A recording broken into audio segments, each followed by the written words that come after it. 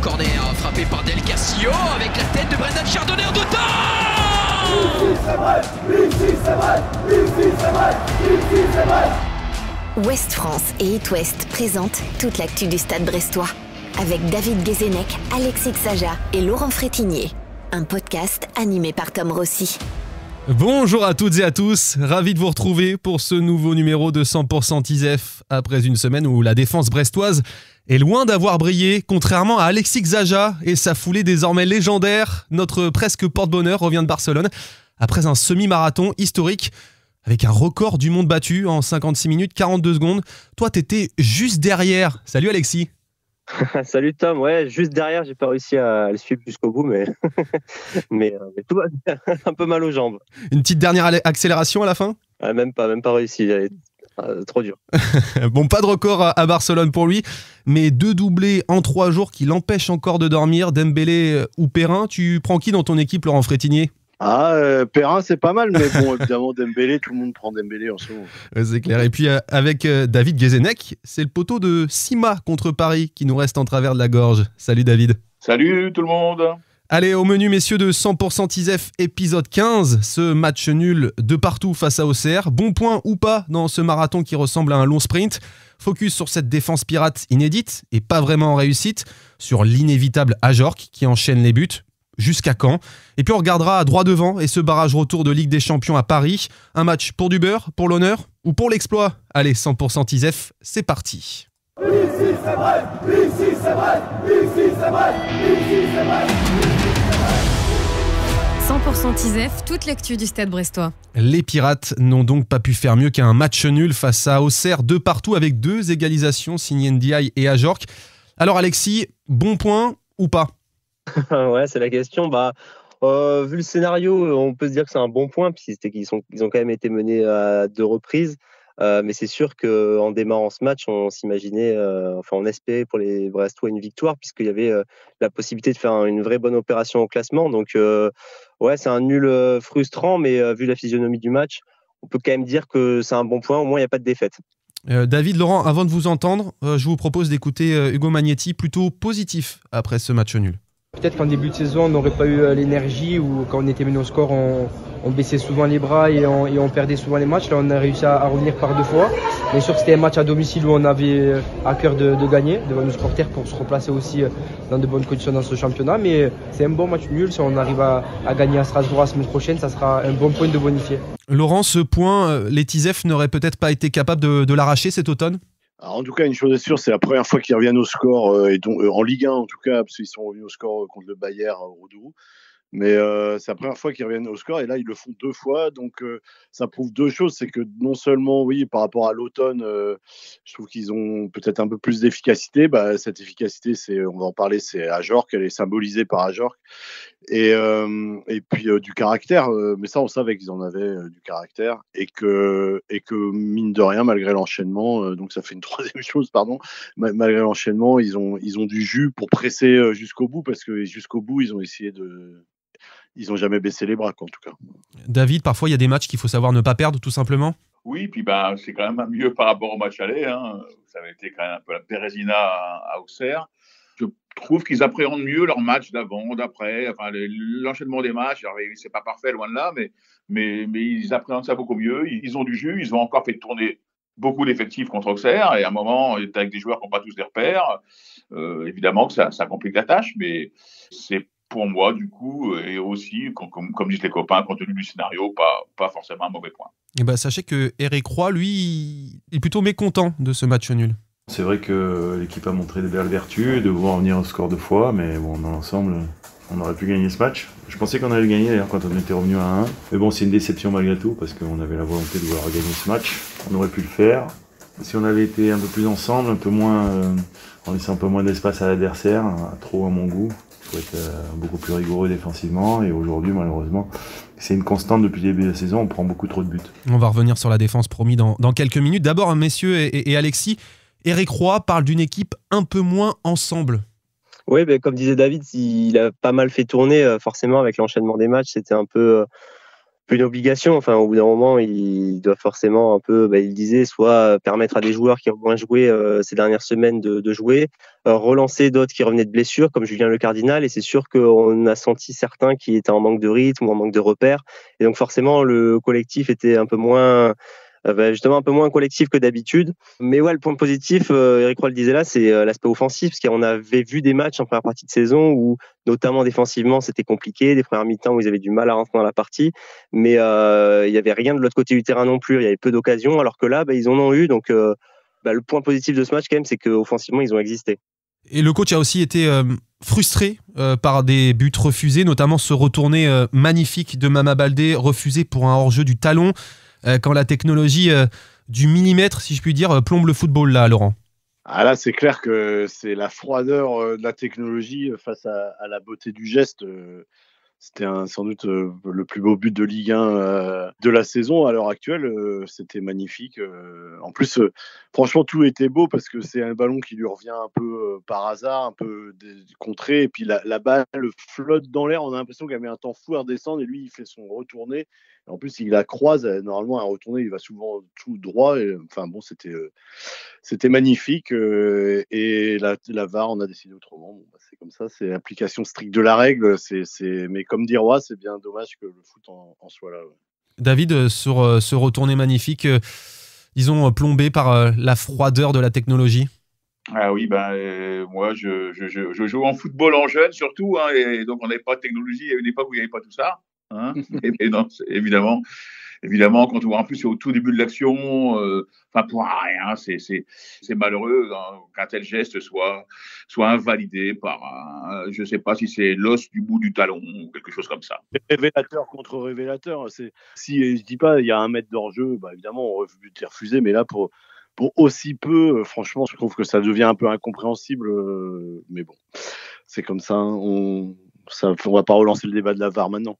Et ça rappelle un peu, c'est pas du tout les mêmes circonstances, mais disons que la VAR n'a pas été très sympathique avec le Stade Brestois contre le Paris Saint-Germain aussi, Alexis, en championnat.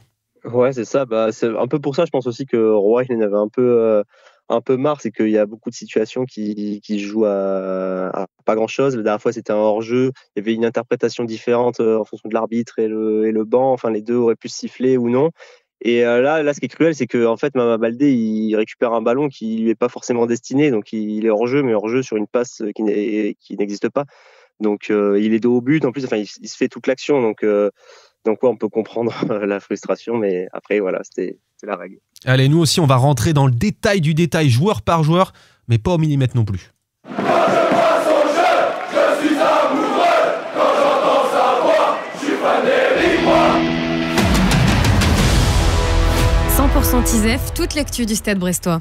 Parole à la défense, messieurs, un quatuor inédit composé de la jeune recrue Bourgault, Ndiaye, le Cardinal et Lala. Une défense loin d'être solide. En plus de ces 2 buts, Auxerre s'est procuré pas mal d'occasions. Alors, exigence ou plutôt indulgence de ton côté, Laurent ? Ouais, c'est sûr que c'est compliqué. Exigence d'abord parce que c'est pas que ces 3-là ou 4-là, parce que Kenny Lala, je trouve qu'il fait un bon match. Mais c'est sûr que le Cardinal passe complètement à côté. Ndiaye passe à côté, mais il a un rebond, et puis c'est quand même le but lui est crédité. Donc pour moi, il s'est fait bien allumer le pauvre Ndiaye, mais moi j'aimerais bien prendre un peu plus sa défense. Et Bourgault, première en Ligue 1, début appliqué, propre, mais fautif sur le 2e but. Donc, mais c'est pas c'est parce que Fernandez fait pas un bon match, il lâche le marquage sur le premier but, il lâche Perrin. Fernandez, on l'a connu mieux que ça, plus autoritaire dans sa zone de sentinelle en tant que presque 5e défenseur. Mais indulgence parce que oui, première de Bourgault, des joueurs qui reviennent, et puis ouais, comme je disais, Ndiaye, il fait des fautes un peu graves, mais il monte en puissance, il est important. À un moment, il détourne, ça a failli faire CSC, mais il détourne un but. S'il le détourne pas, il y a but pour Auxerre. Et et puis son dégagement sur la barre, avec le deuxième but, c'est sûr que c'est un manque de chance. Moi, je trouve qu'il il est pas bon au début, il rentre dans son match, il est un peu malheureux après, et heureux sur son but. Donc moi, je voudrais défendre le pauvre Ndiaye, mais c'est tout le bloc défensif qui est finalement fautif. Mais une stat importante, pardon, je fais un tunnel, c'est que les Brestois, il a raison, Roy, ont pris 38 buts depuis le début de saison, et en fait, ils sont 14e au classement des défenses, juste devant Nantes. Qui en a pris 7 ce week-end. Alexis, sur Ndiaye, quand même, les 2 buts, ils sont en grande partie pour lui. En plus, il fait une erreur, il perd le ballon qui peut donner le 2-0 en première période, juste après l'ouverture du score. Laurent est plutôt indulgent, disons. Quand même, on peut souligner le match très très moyen de Ndiaye. Oui, c'est sûr, les faits sont là en première mi-temps. Il met beaucoup de temps à rentrer dans son match, pas mal d'erreurs. Mais en fait, il y a le Cardinal à côté qui passe complètement à côté, qui fait plusieurs relances directement dans les pieds adverses, des pertes de balles dangereuses. Donc en fait, les deux, c'était que la deuxième fois, je crois, qu'ils jouaient ensemble depuis le début de la saison. La première fois, c'était en septembre. Donc on sait qu'une charnière, c'est quand même important d'avoir des repères ensemble. Et là, en plus, sur le côté gauche, il y avait Justin Bourgault qui débutait avec Brest en Ligue 1. Donc voilà, il y avait beaucoup d'inconnus, de nouveautés. Le Cardinal qui n'avait pas été titulaire en Ligue 1 depuis décembre. Donc, il y a quand même de l'indulgence à avoir. Après, c'est sûr que c'est un match de Ligue 1 de haut niveau. Ils ont été fautifs, ça, il y a rien à dire. Mais ouais, je suis d'accord sur le fait qu'il y a quand même de l'indulgence à avoir. David, tu es plutôt indulgent. On peut peut-être revenir un peu plus longuement sur le jeune Bourgault, le Briochin, ses premiers pas, sa première titularisation en Ligue 1. Moi, je suis indulgent, et puis évidemment, parce que ce qu'ont dit Alexis et Laurent, le Cardinal, depuis le temps qu'il a, enfin voilà, sa première titularisation depuis décembre, il a une charnière qui c'est la deuxième fois qu'ils jouent ensemble, en effet, comme c'est Alexis, à jouer tous les 3 jours, de composer des charnières différentes, et c'est pas simple. Et pour Bourgault, oui, c'est une première en Ligue 1, oui, en effet, il est un peu naïf sur le deuxième but, mais je trouve sa prestation intéressante jusque-là, il a du potentiel. Comme dit souvent Éric Roy, si vous voulez que les jeunes progressent, il faut les faire jouer. Donc, à un moment, c'est comme ça aussi qu'ils franchiront des caps. Et il y en a eu beaucoup des jeunes joueurs à potentiel auxquels le Stade Brestois a laissé franchir des caps et qui sont devenus d'excellents joueurs dans des championnats étrangers. Je suis d'accord avec David et c'est le cas d'Ndiaye, justement, ça sera sans doute le cas de Bourgault, je pense qu'il a le potentiel. Mais Ndiaye, ok, il est fautif en première mi-temps, mais il a, depuis le début de la saison, que de cap franchi, parce que Éric Roy lui a fait confiance, et il y a eu les blessures, certes, mais et puis faut pas oublier, il est buteur, comme je disais, et à la 48e, il manque d'un cheveu d'égaliser aussi dans les arrêts de jeu de la première mi-temps. Il apporte par sa taille. Évidemment, il a fait des erreurs, mais moi, je trouve qu'il aurait mérité un peu plus d'indulgence. Après, moi, je lui ai mis la moyenne. C'est sans doute un peu surcoté, mais je sais que nos collègues ont été très sévères avec lui. Donc, la vérité se situe sans doute entre les deux. Et moi, je reviens sur Julien Le Cardinal. J'aime beaucoup, moi, sa capacité qu'il a à jouer vers l'avant, à monter, casser des lignes. Et voilà, il n'a pas fait un bon match là, c'est clair, mais c'est un joueur qui peut apporter beaucoup. Sa polyvalence, il peut jouer à droite pour dépanner aussi. Et sa capacité à jouer vers l'avant, on verra du bon Le Cardinal régulièrement. Je n'ai aucun doute là-dessus. Rendez-vous est pris. De l'autre côté du terrain, messieurs, il y en a un qu'on n'arrête plus et dont on parle à juste titre dans toutes nos émissions depuis le début de l'année. Ludovic Ajorc a encore marqué, 6e match consécutif où il trouve le chemin défilé en Ligue 1. Ça fait 10 buts. Il est dans le top 5 des meilleurs buteurs. Mais lui, il préfère quand même quand ça offre une victoire. Je suis content, oui, parce que j'aide l'équipe. Mais voilà, il y a encore plein de matchs. Il y a plein de victoires à essayer d'avoir. Donc c'est bien d'avoir des statistiques, mais c'est mieux de gagner. Et est-ce que cette série peut durer ? On se dit qu'il peut encore marquer à Strasbourg, Alexis, là. En tout cas, pour lui, ça serait pas mal. Son ancien club, il connaît le terrain, il connaît l'atmosphère là-bas, il aura certainement envie de se montrer. Donc, en tout cas, c'est sûr qu'il est en pleine forme et c'est l'atout numéro 1 là, en ce moment du Stade Brestois. Parce qu'il marque, mais il a en plus d'autres occasions. Là, c'était contre Nantes, il avait eu l'occasion du doublé, il perd son duel avec le gardien. Là, pareil, à un moment, en première mi-temps, il perd son duel aussi, enfin une frappe qui est arrêtée, donc il marque et en plus tout n'est pas totalement parfait face au but, donc on se dit qu'il y a encore, il en a encore sous la semelle quoi. Mais après c'est sûr qu'une série comme ça de 6 matchs, elle s'arrêtera un jour, mais pourquoi pas déjà en Ligue des Champions mercredi, marquer son premier but de la compétition, ça lui mettrait ça le garderait encore plus en confiance. Et Laurent ? Bah oui, en fait, c'est un peu la bizarrerie de cette campagne européenne, c'est qu'il n'a pas marqué en Ligue des Champions. Il a délivré 3 passes D, mais pas marqué. Alors, ses coéquipiers disent que lui souhaite, évidemment. Nous aussi. Mais lui dit que c'est pas grave, il a pas de regrets sur cette campagne. Et moi, je préférerais qu'il marque contre Strasbourg pour tout prendre cette semaine.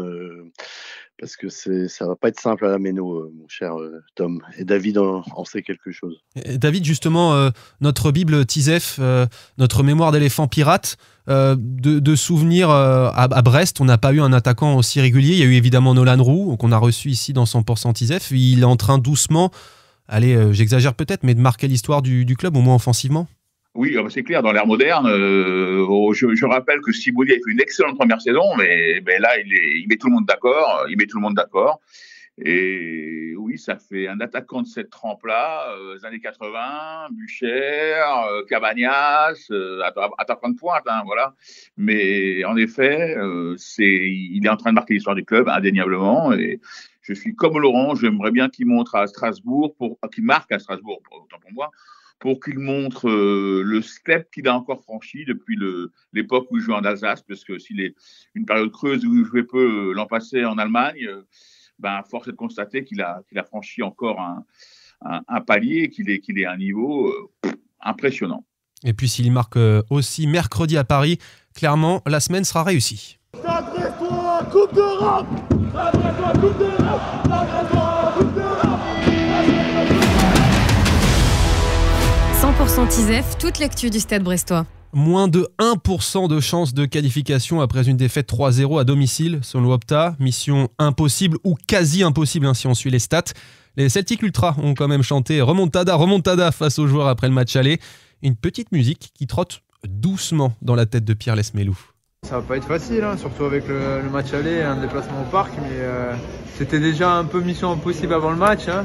Mais là, ça allait encore plus, mais bon, on est des Brestois. Il reste un match, il reste 90 minutes, on ne sait jamais. Si on a une pointe de réussite qu'on n'a pas eu au match aller, et surtout si on ne fait aucune erreur, on ne sait jamais, mais on sait très bien que c'est quasiment mission impossible. Bon, j'ai bien dit doucement pour la musique remontada qui trotte dans la tête de Lesmelou. Laurent, pourquoi on va à Paris seulement pour l'honneur ? Parce qu'on n'a pas le choix, mais il y a un match à jouer. On va à Paris avec l'ambition de continuer à donner une bonne image du Stade brestois. Et c'est le 10e match de Ligue des Champions. Ils ont donné une bonne image presque sur tous les matchs. C'est-à-dire même contre le Real, le score est sévère, mais même la semaine dernière au Roudourou contre Paris, le score est sévère. Ils ont existé partout. Il y a peut-être que contre Barcelone où ils ont un peu coulé, mais autrement. Et le Shakhtar peut-être. Une sacrée image. Ouais, peut-être au Shakhtar. Ouais, c'est vrai que j'oublie. Celui-là, je l'ai gommé de ma mémoire déjà. Mais oui. Effectivement. Mais voilà, et puis continuer à donner une bonne image. On ne sait jamais, gagner. Peut-être que Paris va peut-être, je sais pas, Luis Enrique va peut-être faire tourner. Il va peut-être y avoir un petit coup de démotivation parce que justement, ils vont penser que c'est fait. Voilà, moi, la qualif, j'y crois pas, le miracle, parce que Dembélé va nous en planter au moins un. Donc, s'il marque un but Paris, il faut en marquer 4 pour aller au prolong. Compliqué, mais gagner, pourquoi pas, ça serait formidable déjà, formidable. Bon, finir pour clore cette aventure incroyable. Alexis, l'idée c'est de finir en beauté, malgré tout. Ouais, c'est ça, faut pas oublier que ça reste un 16e de finale de Ligue des Champions. Il y a sûrement des joueurs du Stade brestois qui n'en rejoueront plus jamais, donc je pense que dans leur idée c'est d'aller finir cette superbe épopée. Ils ont été au niveau de la compétition, alors qu'on sait qu'ils partaient très loin, c'est le petit poussé. Donc déjà gagner au Parc des Princes, ça serait déjà un petit exploit, parce que je crois que Paris laisse pas grand chose chez eux. Mais oui, forcément la qualification, je pense que personne n'y croit vraiment. Après, eux, ils sont obligés d'avoir un discours quand même positif, parce qu'il faut bien trouver de la motivation pour y aller, puisque ce match, comme disait Laurent, il est obligatoire. Mais je pense qu'ils ne prennent pas comme un fardeau. Je pense qu'il y a quand même un plaisir d'aller jouer un match de Ligue des Champions, terminer cette campagne et essayer de le faire de la meilleure manière possible. Après, on le disait, un petit but d'Ajor. Enfin, il y a plein de petites histoires comme ça qui pourraient permettre de finir cette campagne de façon sympa. Et puis, pourquoi pas un petit but de notre pur beurre brestois Chardonnay, David ? Ah oui, qui a commencé sa sa carrière au Parc, il ne faut pas l'oublier, au marquage d'Ibrahimovic, dernière de Beckham ce jour-là. Ça serait sympa pour lui qu'il clôt l'épisode de la Ligue des Champions comme ça, parce qu'évidemment, on n'imagine pas une seconde une remontada braise, c'est ce que j'appelais mes collègues présentant après le match de jour. Mais voilà, comme disait Alexis, c'est un parcours fantastique. Pour eux, inimaginable. On va pas le répéter, mais tout le monde se gaussait de leur qualification. Enfin, beaucoup de Parisiens se gaussaient de leur qualification en disant que ça va être une honte pour le football français. Voilà, à l'heure du bilan, il en sera bien différent. Voilà, qu'ils prennent du plaisir et puis voilà. Ouais, c'est ce que comptent bien faire les Pirates Magnetti et Ajorc. Ils comptent rendre fièrement les armes au Parc des Princes. C'est pas de se poser de questions, pas de partir défaitiste, d'oublier le score du match aller et pas se mettre de barrière, jouer sans complexe et essayer de faire. Bien sûr qu'on est lucide, on sait que ça sera très très compliqué, mais pourquoi pas faire un exploit, au moins accrocher cette équipe, qui sera un bon point pour nous. On y va là-bas pour essayer de faire le meilleur match possible, et de montrer qu'on apprend de ce genre de confrontation, mais que c'était pas par hasard qu'on était à ce stade-là, quoi. Donc voilà, on va là-bas pour essayer de gagner le match, tout simplement. Après, exploit ou pas, on verra bien, mais le plus important, c'est déjà de faire un bon match. Alors, comment on joue pour gagner à Paris ? Je rappelle que personne ne l'a fait en Ligue 1 cette saison. C'est arrivé 3 fois en Ligue des Champions, Atlético, Arsenal et le Bayern Munich. Est-ce qu'on reste sur la même équipe qu'au match aller, Laurent ? Alors là, c'est un peu la colle. Moi, je vois bien quand même, Ajorc, Sima, c'est les 2 attaquants de la Ligue des Champions. Ils sont assez indispensables. Alors après, est-ce qu'ils associer Sima et Baldé en même temps pour mettre le feu, ça pourrait être une idée. Baldé a fait une super entrée l'autre jour, pourquoi pas, mais après, bon. Le truc, c'est que si Del Castillo est encore incertain, il ne s'est pas entraîné ce matin, comme Salah est out pour quelques semaines, est-ce que mettre tous les attaquants d'entrée, c'est peut-être risqué. Après, en charnière, il y aura aussi Chardonnay, Koulibaly. Ça va être, oui, je pense que les cadres seront là. Après, ça sera voir si ce sera du 4-3-3 ou du 4-4-2. Ça sera là juste ça la surprise, mais bon, les cadres seront là. Ouais. Alexis, Eric Roy ne va pas faire tourner, même si c'est un match pour l'honneur ou pour du beurre. Bon, je pense pas, parce que déjà, dans l'idée d'y croire un petit peu, de moins avoir un petit peu de suspense, d'essayer de bien démarrer, je pense qu'ils ont besoin d'avoir la meilleure équipe possible. La petite surprise serait peut-être, la petite première serait peut-être Zogbe, côté gauche, puisque Justin Bourgault n'est pas qualifié pour la compétition et Massadio Haidara était absent du dernier groupe. Donc je sais pas dans quel état physique il est, mais en tout cas, voilà, c'est peut-être cette nouveauté-là, Zogbe au Parc des Princes. Mais sinon, après, oui, je pense que de toute façon, ils n'ont pas de raison de faire tourner, même s'il y a le match contre Strasbourg en fin de semaine, parce qu'il y a aussi l'idée je vois pas Eric Roy essayer de placer le bus là pour le dernier match, alors qu'il y a plus de suspense. Au contraire, autant jouer son va-tout, sa chance. Donc, et puis il y a aussi une manière de récompenser un peu tout le monde, tous les cadres, de jouer ce dernier match de Ligue des Champions. Ouais, c'est peut-être l'occasion de donner encore plus de temps de jeu à des joueurs qui n'ont pas beaucoup joué en Ligue des Champions, peut-être Pereira Lage par exemple, David ? Oui, qui a réussi par le passé à Paris. Je me rappelle une magnifique Rabat Madjer au Parc de Pereira Lage. Là, il n'en mettra pas 4, on est d'accord. Mais en effet, peut-être, ça peut être l'occasion, oui, de faire jouer je ne vais pas dire des bons soldats, parce que c'est un vrai bon soldat, Pereira Lage, qui peut jouer, qui a dépanné à tous les postes, mais récompensé pour son investissement, pourquoi pas, comme d'autres. Mais c'est clair que pour moi aussi, le match le plus important, si tant est qu'on veuille se dire qu'on a une chance de rejouer l'Europe l'an prochain, c'est celui de Strasbourg, qui est un concurrent direct à la possibilité d'une échéance continentale l'année prochaine. David, je te laisse le crachoir pour parler pronostics. Comment tu vois ce match ? Quelle sera l'issue de cette rencontre au Parc des Princes ? Alors, je vois 3-1 pour Paris, et je vois un but de Ludovic Ajorc qui le mérite amplement. Laurent, but de Ludovic Ajorc et une victoire comme il le souhaite, lui, le Réunionnais ? Non, il va nous faire 2 passes D, on va perdre 3-2. Il va pas marquer, mais peut-être justement Pereira Lage, en tant que remplaçant, et Sima a marqué son 4e but en Ligue des Champions. Alexis. Mais oui, comme je suis d'accord avec David, le match le plus important de la semaine, c'est sans contexte Strasbourg qui est repassé devant Brest, en plus au classement. Et alors que tout le monde mène grand train, il n'y a plus que Lens à accrocher. Donc c'est ça le match important. Donc ouais, c'est vrai que peut-être qu'il fera tourner pour ça, pour garder du jus, mais compliqué à imaginer. Alexis. Il y a souvent eu du spectacle ces derniers matchs, enfin les dernières fois que Paris et Brest sont affrontés, donc pourquoi pas un petit final comme ça en beauté, un 2-2, même s'il y aura la qualif, elle sera loin, mais ouais, Paris qui prend les devants et Brest qui revient. Ils l'ont souvent fait la saison dernière notamment, donc pourquoi pas. Ça serait bien un petit point et des buts pour finir. Et moi je vois une victoire 4-2 du Paris Saint-Germain, mais avec le but d'Ajorc en Ligue des Champions et Chardonnay pour clore cette magnifique campagne. Messieurs, avant de clore l'émission, un mot sur les objectifs de cette fin de saison, sans Ligue des Champions à partir de mercredi 23h a priori, avec le championnat et la Coupe de France. Il y aura de quoi vibrer peut-être jusqu'en mai là, David. Bah oui, alors ça va pas m'arranger pour les plannings d'équipe, hein. On est d'accord, mais je souhaite que ça ne m'arrange pas. Laurent veut poser des vacances en mai, je crois. Hein. Alors moi, je suis toujours un peu, comment dire, à me méfier de tout le monde, on est d'accord, mais Dunkerque, je m'en méfie beaucoup. C'est une très belle équipe de haut tableau de Ligue 2, ils jouent très bien.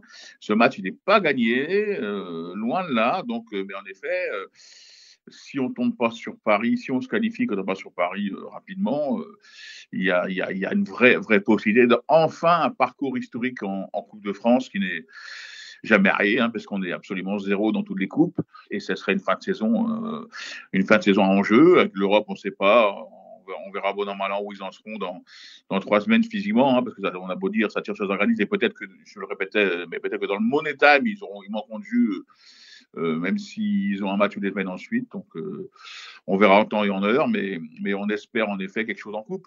Des petits week-ends lors des ponts de mai, ça s'annonce compliqué là, Laurent. En tout cas, on espère. Moi, oui, tant qu'il y a des choses à jouer, je suis content.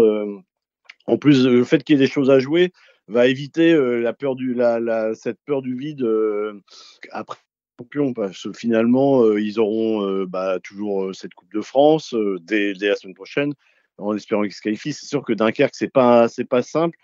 Ils ont l'avantage de jouer à Le Blé, mais Dunkerque a fait toutes ses qualifs à l'extérieur. Donc, je pense que c'est du 55-45. Hein. C'est vraiment très faible. À ce point-là à Le Blé. Ah ouais.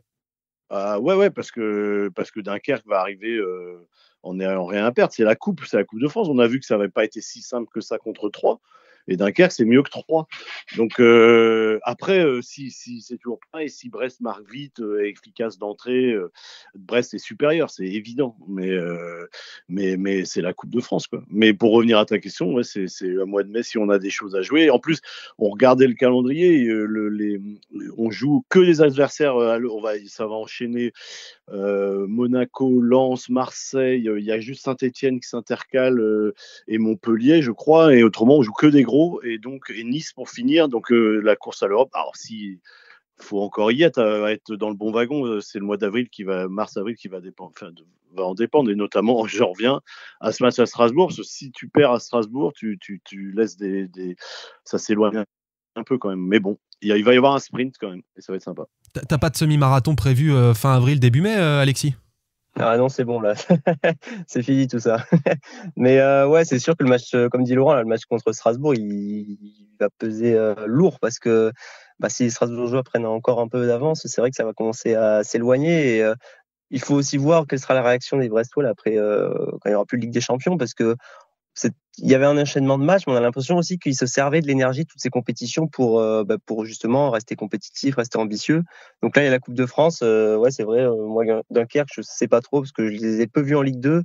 En Coupe de France, contre Lille, leur qualif, elle est quand même très chanceuse, mais après, ça fait partie de la magie de la Coupe, comme on dit. Donc, il faudra s'en méfier. Mais c'est sûr que là, en tout cas, à l'heure actuelle, la fin de saison peut encore être hyper stimulante, hyper belle.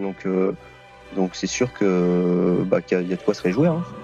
Et on s'en réjouit évidemment à 100% ISEF. On sera là tous les lundis pour parler de cette fin de saison enthousiasmante. En tout cas, on l'espère. Allez, 100% ISEF pour ce numéro, c'est fini. On se retrouve donc lundi prochain pour débriefer le déplacement à Strasbourg dimanche et parler de ce quart de finale de Coupe de France face à Dunkerque, 55-45 selon Laurent. Merci de nous avoir écoutés. Merci Laurent, David et Alexis. Bonne semaine et bon match.